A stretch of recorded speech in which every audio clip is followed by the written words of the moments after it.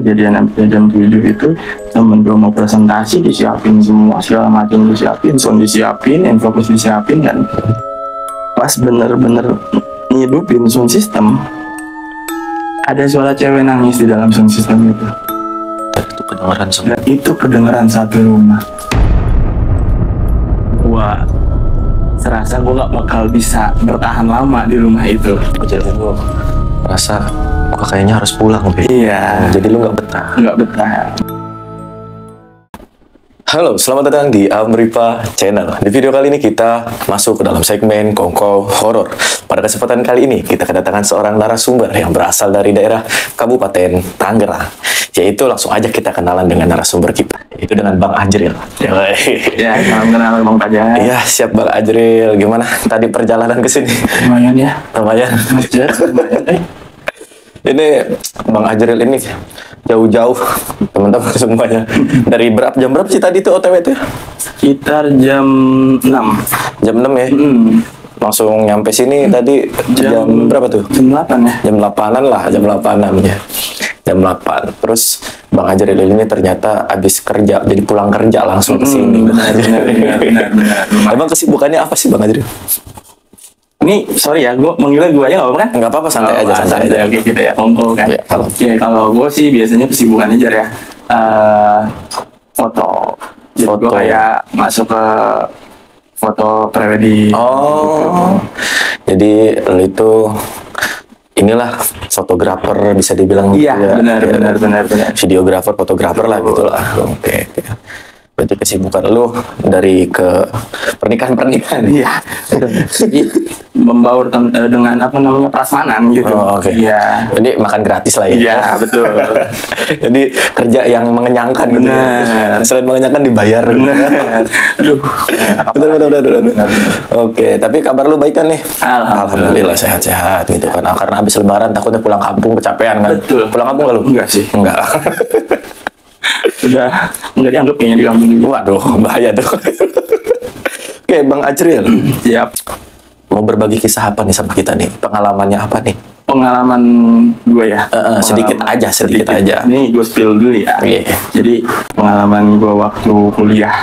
Waktu kuliah. Jadi kan zaman kuliah itu kan ada yang namanya K3 di semester 5. Betul kan? Kayak K3 itu kan kayak kita tuh kayak ada di satu tempat, ada daerah yang lumayan terpencil bisa dibilang, dan jarang orang yang datang. Nah, di situ banyak kejadian-kejadian yang lumayan horor menurut gua, yang banyak gua harus ceritain sekarang. Jadi K3 itulah KKN lah mungkin bisa Betul, dibilangnya begitu ya. ya. Karena setiap kampus setahu gue sih beda-beda namanya. Betul. Jadi ini lu menceritakan kisah KKN lu yang banyak gangguan. Benar. Oke, berarti tahan dulu aja ceritanya Bang Ajril. Aman. Jadi buat teman-teman semuanya penasaran dengan ceritanya Bang Ajril kali ini, langsung aja jangan lupa subscribe juga nih channel gua, dan juga nontonnya jangan di-skip teman-teman, bantu channel ini untuk berkembang terus. Langsung aja kita masuk ke dalam segmen Kongko Horor. Kongko Horor dimulai.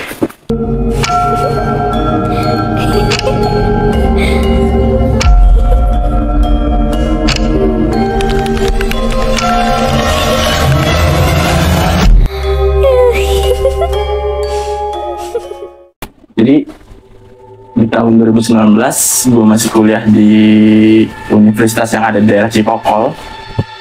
Waktu itu gue semester 5 mau ke semester 6, dan ya gue harus melaksanakan yang namanya K3 atau bisa disebut sebagai KKN. Nah, entah kenapa dosen gue itu naruh gue tuh di daerah, boleh nggak gue nyebutin daerahnya? Sebutin aja nggak apa-apa, nanti kalau misalkan sekiranya kurang enak didengar, tinggal disensor aja. Jadi, nah, sebenarnya gue tuh belum pernah ke daerah tersebut, dan gue juga di saat sebelum KKN itu kan sempat ada survei rumah kan di situ kan untuk homestay gue dan temen-temen gue kan. Tapi salahnya gue waktu itu gue nggak ngikut untuk survei itu. Nah, di hari H gue berangkat ke, dan gue sampai ke homestay itu ya awal yang biasa lah, kayak kita cerita gitu, ngobrol-ngobrol biasa sama teman-teman gue. Tapi gue sempat berpikir, jadi di rumah homestay gue itu kan Di dapurnya itu, di depan kamar mandi itu ada pohon. Pohonnya gede dan atapnya itu bolong. Jadi pohonnya lolos aja ke atas. Nah itu tuh gue sempat mikir kenapa di dapur ada pohon. Jadi gue belum tahu tuh asal muasal rumah itu kayak gimana. Terus abis itu kenapa rumah itu bisa ditumbuhin pohon dan tidak ditebang pohonnya di rumah itu. Gue belum tahu sama sekali. Oke. Lanjut di hari pertama. Di hari pertama gue santai di siang harinya. Di malam hari sudah mulai kejadian. Habis maghrib, Isya, gue adain pengajian. Karena kan di saat itu kan emang rumah waktu itu kan kosong. Kan? Nggak ada yang namanya yang nempatin rumah itu. Jadi bener-bener pure kita orang yang bener-bener nempatin lagi gitu. Jadi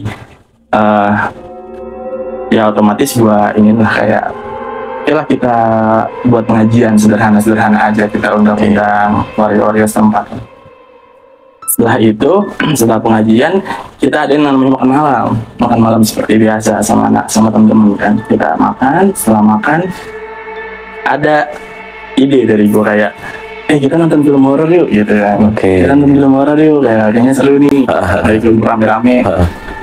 Nah di situ kita nonton film horor lah. Pokoknya sekitar sampai jam 11, jam setengah 12 itu film baru selesai. Akhirnya setengah 12 karena emang besoknya kita mau ada acara lagi dan kegiatan, gua otomatis kayak nyuruh ke temen-temen dia udah istirahat, yang perempuan itu masuk ke kamarnya, yang laki-laki tidur di ruang tamu. Setelah perempuan masuk ke kamarnya masing-masing dan laki-laki kumpul di di ruang tamu, ini teman-teman gue lantar istirahat lah. Nah sekitar jam 12, jam setengah 1 malam itu ada beberapa orang yang masih belum tidur ceritanya. Jadi kayak gua sama 2 temen gua. Jadi kita tuh di situ ya kita masih ngopi, kita masih ngerokok bareng gitu kan ya. Terus kita lagi ngobrol-ngobrol, besok kita mau ngapain aja ya kegiatannya kan gini segala macem. Mulai cerita-cerita. Nah sekitar jam 1 malam itu gua udah mulai ngerasa ada yang datang gitu. Maksudnya kayak udah beda aja gitu. Rasanya kayak makin serem gitu kan. Akhirnya gue ngomong ke temen gue, udah kita tidur yuk, takut besok pagi siangan kan gitu kan. Akhirnya gue sama temen gue tidur. Di situ gue jam 1 itu gue bener-bener pure belum bener-bener tidur ceritanya. Nah gue lagi main HP biasa, main sosmed. Tiba-tiba nih di hari pertama ini gue diganggu. Orang yang paling pertama diganggu di rumah itu gue. Jadi dilempar batu. Jadi kan gue tidur di ruang tamu nih. Ruang tamu kan sama nilai kan dapur. Nah itu jadi gue tidurnya itu di perbatasan ruang tamu sama dapur itu. Temen-temen gue itu pada di ruang tamu semua. Jadi di saat gue lagi main handphone, tiba-tiba kayak gitu. Ke arah mana tuh? Ke arah gua. Ke arah lu atau ke arah kan ada suara genteng takut gitu. Itu ke arah gua. Jadi di dalam rumahnya gitu. Benar-benar di ke arah gua itu. Ada batunya itu, ada bentuknya. Itu yang gue heran, yang gue anehin. Biasanya kalau misalnya orang nimbuk batu kan jatuh ada dong, larangnya itu kan ada. Ini nggak ada sama sekali. Lu ngerasa ada yang lempar lu dan kerasa ke badan lu? Bunyi, masalahnya sampai bunyi tek gitu. Nah itu yang pertama kali. Yang kedua kalinya itu dia masih tetap nimbuk ke arah gue juga. Yang ketiga, nah itu yang ketiganya itu gue sampai kesel gitu, maksudnya kayak kenapa sih gue nggak ganggu gitu, maksudnya kan gue di sini cuma numpang istirahat, numpang tidur doang, kenapa harus mengganggu. Akhirnya pas dia habis nimpuk, gue sampai ngomong gini, ngapain, kata dia, kalau misalnya emang ada ya udah muncul sekalian begitu. Nah mungkin akibat perkataan gue itu awal mula terjadinya gangguan gaib dengan teman-teman gue itu mungkin dari situ. Dari awal yang lu nantangin tuh. Benar. Jadi gue kan kenapa gue berani ngomong kayak gitu karena ya gue nggak ganggu gitu kan. Gue nggak ganggu lu semua gitu yang ada di sini. Gue tuh cuman numpang tidur. Dunia lu gitu, maksudnya gitu. Iya. Tapi ternyata emang awal mula dari gangguan gaib itu dari situ. Makanya gitu. Dan di hari menjelang hari seminggu setelah seminggu gua KKN di situ, temen gua kejadian. Jadi kan ada kamar putri itu kan ada 2. Iya. Yang di tengah 1, yang di depan 1. Di depan itu pas, jadi ketika lu ngeliat jendela lu pasti ngeliat langsung di luarnya. Lalu lalang lah. Orang lalu lalang. Nah di saat itu emang sekitar jam 12 malam, itu kejadian itu pasti setiap jam 12 malam kejadian semua itu. Jadi ketika jam 12 malam diawalin sama orang ngegedor pintu. Di jam 12 malam? Iya. Itu di hari kedua? Iya, itu di hari seminggu. Oh, seminggu setelah kejadian hari pertama? Betul. Jadi emang sebelum kita istirahatnya semuanya pasti pagar itu gue yang gembok. Pagar gue gembok, motor gue masukin semua. Pokoknya udah aman, jadi nggak ada orang yang bisa masuk gitu. Terus jam 12 malam tiba-tiba ada yang ngegedor-gedor pintu kencang. Dar. Terus gua sama temen gua kebangun. Terus gua bukannya takut tentang masalah itu ya, hal itu ya, cuman gua khawatir itu orang jahat. Iya, benar. Betul kan, kayak orang jahat. Akhirnya gua minta tolong ke temen gua yang kamarnya di depan. Tolong cekin di depan ada siapa, dari tadi pintu kegedor-gedor terus. Lalu ngomong, dicekin lah sama temen gua. Gak ada orang, pertama digedor lagi sama dia, ada. 2 kali nggak ada orang, ketiga kali nggak digedor. Pas dilihat di jendela itu ada yang duduk di depan, itu ada yang duduk di depan. Jadi di depan motor kan, ini kan teras motor, ada yang duduk begini. Sosoknya itu katanya anak kecil. Tapi teman gue tuh ngelihatnya itu cuman bayangan hitam tapi berbentuk gitu, anak kecil gitu. Nah temen gue kaget dong, ada orangnya di luar, kata dia ngomong begitu. Akhirnya gue cek, gue ngeberaniin diri buat membuka. Pas gue buka nggak ada sama sekali. Gue ini cerita sesuai dengan apa yang gue alami ya, maksudnya kayak gue nggak ngarang, nggak segala macam. Nah, ini benar-benar kejadian alami gue gitu. Terus pas dicek sama gue nggak ada orang sama sekali. Terus gue tanya, lu bener ngeliat orang? Kata gue, iya, anak kecil drill lagi duduk. Nah di situ gue ngerasa, gue mikir omongan gue yang kemarin. Akhirnya, mungkin karena itu. Jadi dia menunjukkan. Benar, dan akhirnya kayak, ini gue nih gitu kan. Oh iya. Nah setelah itu di hari berikutnya itu udah makin kacau sih Bang ya. Makin kacau. Jadi di situ gue posisinya gue lagi pulang sih sebenarnya. Ada yang jadwal pulang, gue dapet jadwal pulang. Oke. Nah itu temen gue bener-bener lagi pengen presentasi ceritanya. Pengen presentasi pakai sound system. Iya itu padahal belum jam 12 malam. Belum. Jam berapa tuh? Jam 7. Masih sore lah ya. Bener-bener abis maghrib itu kejadian. Jam 7. Itu kejadian jam 7 itu temen gue mau presentasi, disiapin semua segala macam, disiapin sound, disiapin infocus, disiapin, dan pas bener-bener ngidupin sound system ada suara cewek nangis di dalam sound system itu. Dan itu kedengeran semua. Dan itu kedengeran satu rumah. Terus apa ya? Teriak temen-temen gue Bang. Teriak temen-temen gue ya. Wah ini suara siapa gitu. Bener-bener teriak dan kaget gitu. Akhirnya langsung dimatiin tuh sound systemnya. Langsung dimatiin, langsung pada mikir, oh ini sound siapa, suara siapa gitu. Di situ. Terus ketika itu pada ya akhirnya bingung lah kita kan ya. Kita kok diginiin terus gitu kan. Akhirnya kita cari kenalan ustadz lah bisa dibilang orang situ. Jadi sempat panggil ustadz gara-gara kejadian si sound system itu tuh ya, suara cewek nangis. Kita nyari ustadz ya, orang-orang yang orang yang bisa lah ya, orang pintar lah ya, pintar gitu. Terus diundang lah ke Nonset kita lah, diundang, kita ajak ngobrol, kita ajak ngopi kan. Akhirnya yang di situ yang ngebuka obrolan pertama tuh gue kayak, Pak, saya mau nanya, saya dari awal tidur di sini, saya udah diganggu, kenapa? Apa emang bener ada penunggunya apa gimana? Dia pertama nggak mau ngasih tahu, Bang Jar. Tapi gue kenapa pandangannya dia itu selalu ke atas pohon itu. Oh, pohon yang ada di dalam rumah iya, itu. Kenapa setiap dia ngobrol sama gua dan temen-temen itu selalu pandangannya ke atas pohon. Kata gua, tolong kasih tahu Pak, kita juga pengen tenang di sini dulu gitu kan. Terus kata dia, intinya kalian jangan berisik kalau malam. Emang kalau bisa dibilang teman-teman gua dan ya gua termasuk gua itu kalau misalnya malam masih suka berisik. Jam-jam 11, jam 12 kan tuh masih suka ngobrolnya kencang-kencang atau mabar kan bisa dibilang gitu kan. Nah ternyata dia ngomong, ya kalau malam jangan berisik. Dia ngomong begitu. Emang udah waktunya dia buat beraktivitas kan dia ngomong gitu.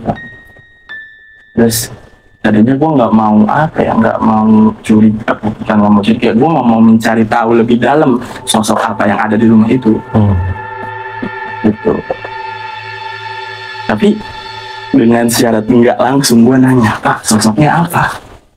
Jadi pada saat kumpul itu lu nanya nih? Iya, temen-temen gue langsung ngeliatin gue langsung notice ke lu tuh yang nanya. Pak, sosoknya apa? Perempuan kan? Iya, sama anak kecil bukan? Iya. Nah ternyata yang anak kecil itu suka bolak-balik dari pohon itu keluar ke teras, ke tempat parkiran motor itu. Dia suka bolak-balik ke situ, dan yang perempuan itu emang stay-nya di atas pohon itu Bang ya. Cerita gitu. Terus ya akhirnya kata kita dikasih wejangan lah kita kan sama bosnya. Sering disolatin aja sholat berjamaah, ada yang gitu. Habis itu ngajiin, ada yang ngomong gitu. Kata gua, oke Pak, mulai besok kita lebih sering sholat berjamaah sama ngaji di sini. Nah, saat mau pulang, kejadian malam itu yang menurut gue paling gak masuk akal dan paling nyeremin menurut gue. Selesai semua, kita tidur kayak biasa. Nah, seperti biasa, gue sama 2 orang temen gue ini emang selalu tidur paling akhir. Jadi kita habis ngerokok, ngopi. Tapi entah kenapa di situ gue rada gue duluan ya, gue udah ngantuk banget gitu. Jadi pengen tidur duluan gitu. Jadi temen gue ini berdua ini masih ngobrol. Akhirnya gue tidur. Gue tidur di tempat biasa gue kan. Tidur, temen gue masih ngobrol. Sekitar jam 2 malam. Masih jam 2 malam itu mereka masih ngobrol. Jam 2 malam, tiba-tiba mereka lagi ngobrol. Kata mereka tuh gue bangun, gue ngeliatin mereka, gue senyum. Tapi raut muka gue itu udah berubah, Bang Jar. Jadi berubah kayak muka nenek-nenek gitu, kayak pokoknya kayak nenek-nenek gitu lah. Tapi gue ngeliatin mereka tuh kayak senyum, habis itu senyumnya senyum inilah kayak senyumnya orang nyeramin gitu. Terus mereka sampai kaget, lu kenapa Jiril gitu ya. Tapi di situ gue nggak sadar sama sekali, gue benar-benar kondisi gue lagi tidur di situ. Terus temen gue, lu kenapa Jiril kata temen gue. Terus habis ditanya temen gue kayak gitu, nah kenapa gue langsung tidur lagi kata temen gue. Langsung tidur lagi. Terus habis itu temen gue langsung bangunin gue, tapi gue nggak bangun di situ.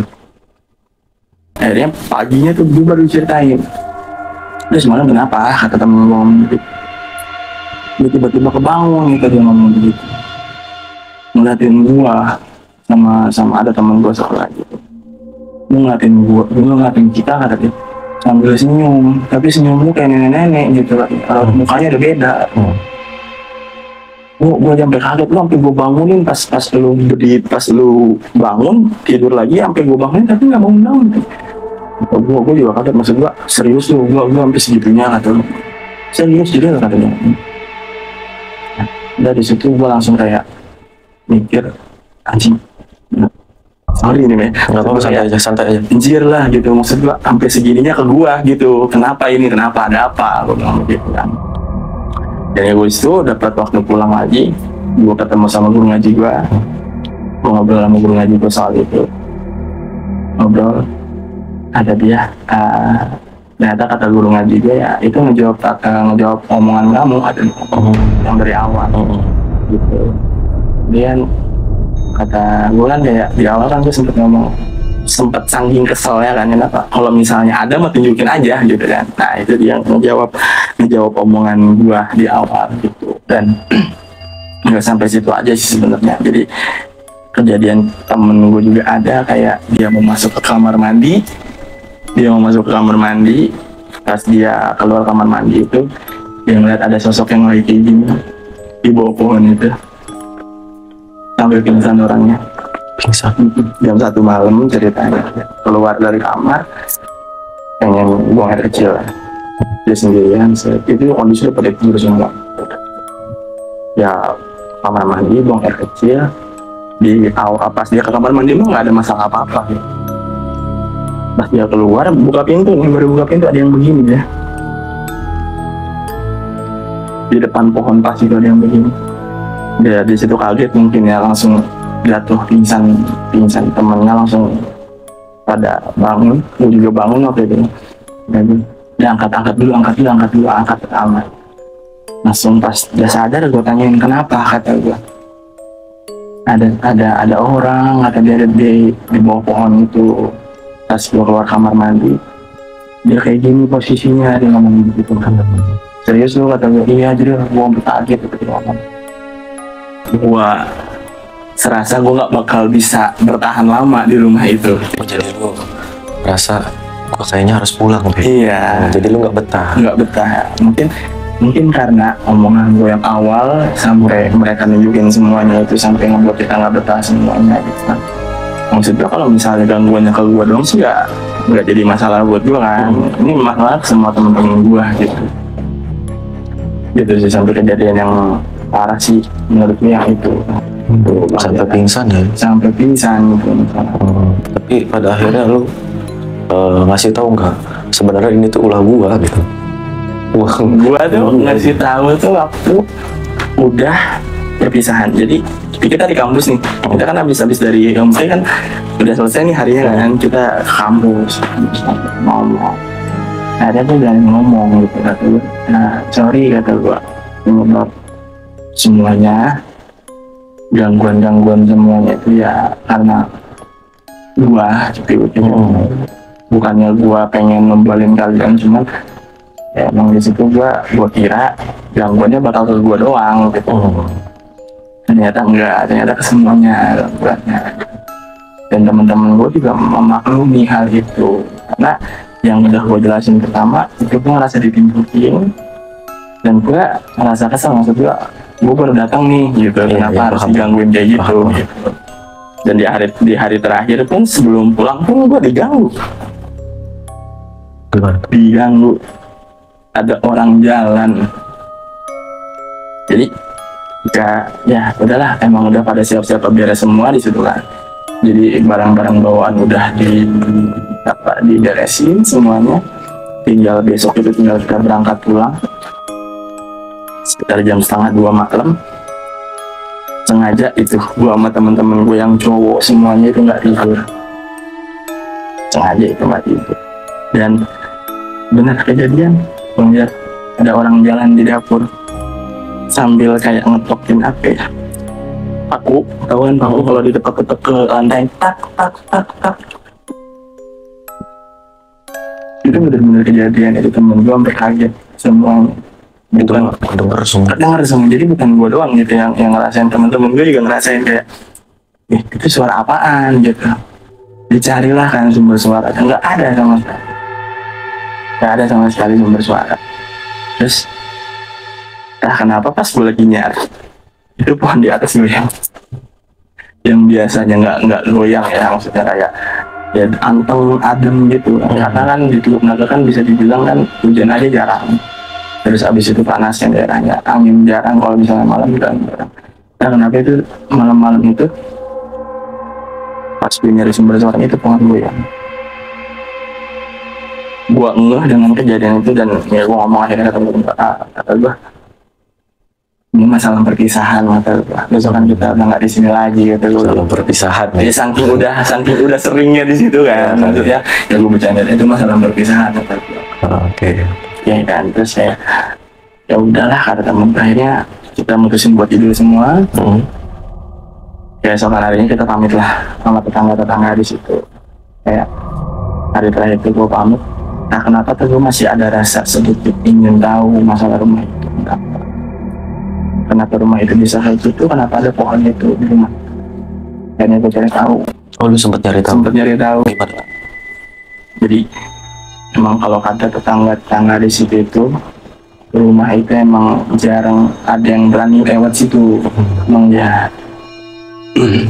Dan gue sempat ada beberapa sedikit omongan kayak di rumah itu tuh ternyata tempatnya orang pesugihan.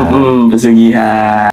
Yang ngomong di tempat pesugihan juga di situ. Jadi orang yang ngomong segala macam benar-benar apa namanya sajen itu ada di rumah itu ternyata itu. Dan sebenarnya pohon itu tuh bukan yang nggak mau dipotong, atau orang-orang setempat tuh katanya tuh pohon itu sempat dipotong, cuman pas mau dipotong orang yang memotong pohon itu pasti sakit, Pak. Dan nggak jadi-jadi. Tapi emang bener posisinya itu di dalam rumah.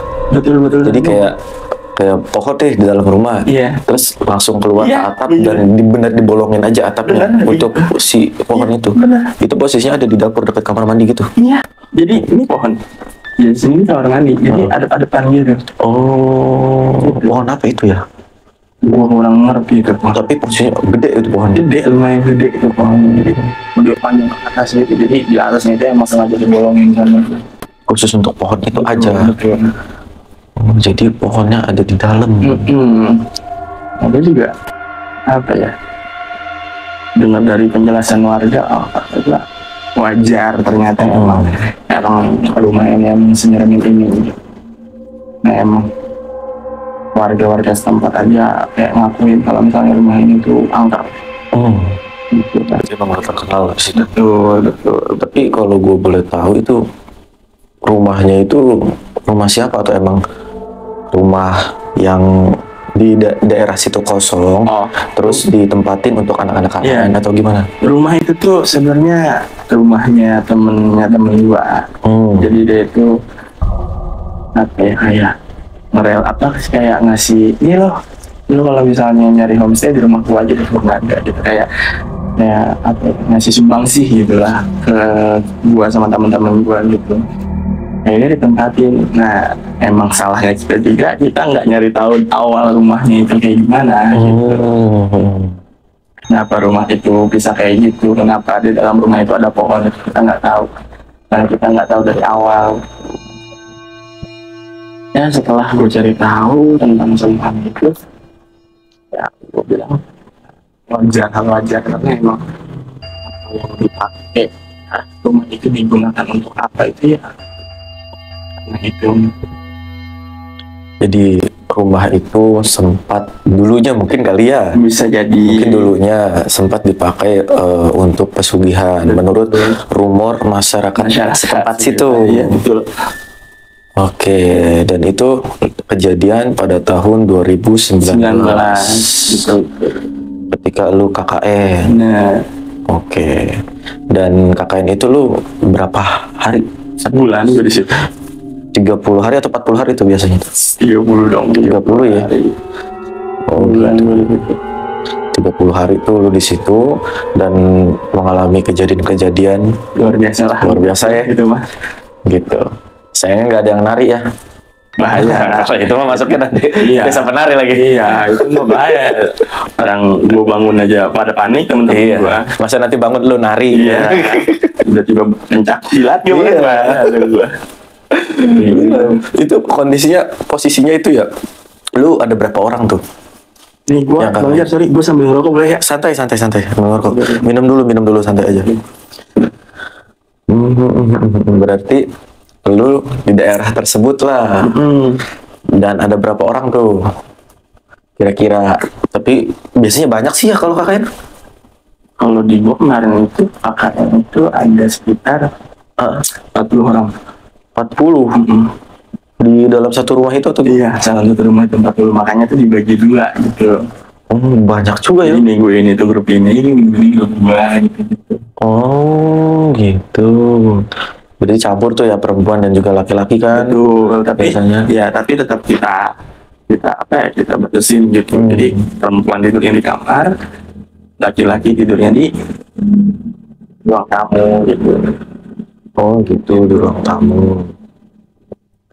Berarti pengalaman lu itu di KKN di daerah sana lah. Iya, daerah sana lah. Daerah sana, tapi disclaimer dulu nih teman-teman. Nama daerahnya mau disensor atau enggak nih? Sensor aja lah. Sensor aja ya. Wah, lu nggak enak karena lu orang situ soalnya. Orang situ ya. Benar, gue juga pernah. Iya. Takutnya gimana lah ya. Gitu. Tapi terlepas dari teman-teman semua percaya atau tidak, itu ya monggo. Itu mah terserah ya. Iya, karena ini kan mah lau yang ngerasain ya. Iya, karena kan ini kan gue kan membagikan cerita gue di saat gue K3 aja gitu ya. Iya. Maksudnya ini loh yang gue alamin waktu gue K3. Jadi ketika lo masuk ke daerah orang, itu lo nggak bisa asal masuk dengan semena-menanya gitu. Yang pertama ya sopan santun. Sopan santunnya harus dijaga. Sopan santun. Dan menurut lu sendiri untuk teman-teman kita nih untuk kedepannya ada nggak pesan-pesan kalau misalkan lagi KKN nih satu tempat nih, lu harus apa nih gitu? Jadi untuk temen-temen ya yang kedepannya yang udah masuk semester 5 semester 6 yang udah mau KKN, jadi kita datang ke tempat orang dengan tujuan tertentu, ya minimal kalau kita nggak bisa merubah tempat itu, minimal kita jaga sopan santun. Kita jaga sopan santun, kita jaga tempat itu, jangan berbuat yang aneh-aneh. Kalau tukang kan banyak nih yang KKN kayak maaf ini mah ya berhubungan badan gitu-gitu. Jadi dia menyalahgunakan nama K3 untuk hal yang tidak senonoh. Terus ya itu aja sih menurut gua. Kayak tetap jaga sopan santun ya, jangan menyalahgunakan kesempatan dalam kesempitan. Betul. Karena kalau di TikTok tuh suka banyak tuh katanya KKN itu adalah simulasi rumah tangga. Benar. Itu saking rumah tangganya malah begitu nanti, malah nanti tercemar lagi. Benar. Yang tercemar kan bukan cuma kampung itu, tapi nama kampus kalian. Kampusnya dia juga, nama orang tua kalian. Nah, gitu. Masa kan pulang KKN harus yang ngebawa hasil ya, apa yang kalian gitu buat di desa tersebut, masa kan membawa isu yang tidak benar gitu. Iya gitu. Jadi pengalamannya gitu aman Itu sih yang mau bertanya. Oke. Berarti cukup atau gimana, atau masih ada? Cukup. Oke. Jadi itulah cerita pengalaman KKN-nya Bang Ajril ini ya Bang ya. Gitu di salah satu daerah di sana dan jauh di mata ya. Yang tadi kita sudah sepakat ya teman-teman semua di sini untuk mensensor nama daerahnya, karena di sini kita syutingnya ya di jalan aja gitu. Kayak mau nyebut juga sok mangga silahkan. Nanti tinggal kesepakatan bersama aja. Part mana nih atau bagian mana yang harus disensor atau yang tidak nyaman untuk dipublikasikan. Gitu. Dan mungkin baik sekali lagi saya ngomong aja kali ya, kayak percaya atau enggak itu urusan kalian gitu. Dan buat teman-temannya mungkin yang 40 orang itu bolehlah komen di bawah ikut. Kalau yang ngerasain gitu kan komen aja, komen rahasia komen gitu. Dan mungkin ada dokumentasi aslinya atau enggak nih Bang, kayak foto atau video pada saat itu ketika kegiatan? Ada sebenarnya, cuman di kartu SD, kartu memori. Masalahnya kartu memori gue hilang. Hilang ya. Ya mungkin nanti kalau misalkan ada, takutnya nanti kan kontekan sama temennya gitu. Kalau misalkan ada nanti disertakanlah sebagai tanda, oh iya bener loh dia kesono ke KKN gitu ya. Jadi tidak mengarang cerita atau apapun. Takutnya dia mau ngarang dong nih gitu, karena banyak banget nih Bang yang ngomong kayak gitu. Karena kalau berbicara hal kayak gini kan ada yang bisa percaya, ada yang juga enggak, gitu kan ya. Gitu. Jadi buat teman-teman semua jangan lupa untuk tetap terus nonton, jangan skip-skip biar nggak salah paham sebenarnya. Betul. Biar nggak salah paham gitu ya. Oke, terima kasih Bang Ajril sudah mau mampir ke Amriva Channel. Ya. Gitu, dan boleh silakan diminum dulu, nyantai aja gitu. Habis ini kita ngopi bareng lagi. Aman aja. Oke, buat teman-teman semuanya terima kasih yang udah mau nonton dari awal sampai akhir, dan jangan lupa subscribe dan juga komen, like juga, pokoknya semuanya lah buat dukung channel ini agar terus berkembang. Dan juga buat teman-teman semua yang punya kisah cerita horor yang menarik untuk disampaikan, boleh aja langsung ke DM Instagramnya gua ya, DM Instagram gua, atau mungkin ke email gua, ada di deskripsi gua udah cantumin. Langsung aja ceritain, nanti tinggal kru kita atau tim kita yang nanti kontak teman-teman semuanya ya. Oke, langsung aja kita tutup segmen Kongko hari ini. Terima kasih buat Bang Ajril sekali lagi. Kongko Horor ditutup.